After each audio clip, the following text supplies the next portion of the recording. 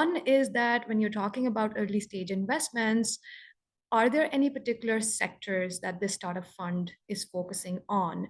And two, it's like a two-way question, like how do you have you identified KPIs for the startups to measure the output? And then from the other side, how are you going to select investors, or how should I should put it, like how should investors be a part of this program? Because you were saying in the slide that you showed, you were saying this is early stage investment. So someone asked, how do you qualify early stage?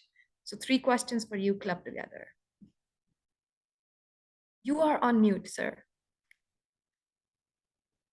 Sorry, because you've asked three questions, I've already forgotten the first one, which was? Are you particularly Yeah, focused? no. I think no. I'm just joking. So I think so. I'm trying to come up with a design. My goal is to design it such that it scales and sustains itself. Right. That's what we're trying to do. So the first thing is that we have to be opportunistic. If we become too sectoral or very sector focused or niche focused, we limit ourselves. So I'm trying not to limit ourselves unnecessarily.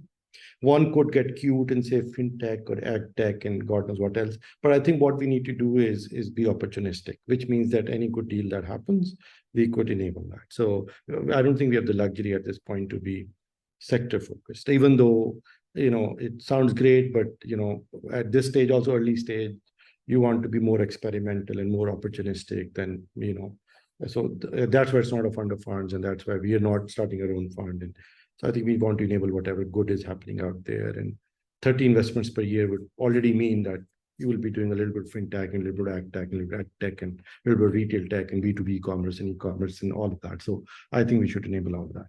And God knows from where would the next great startup would happen from any of this. So that's one. The second question was, how would we select startups or funds? Well, reach out to us. Also propose on what is a fair criteria for doing this. I'm hoping that we won't be very finicky about how we choose funds to work with. See, in this design that I've presented, the beauty of this design is that if there is a startup that someone's willing to put in $1 million, I don't have to think twice about it because it's already done. It's a bona fide startup.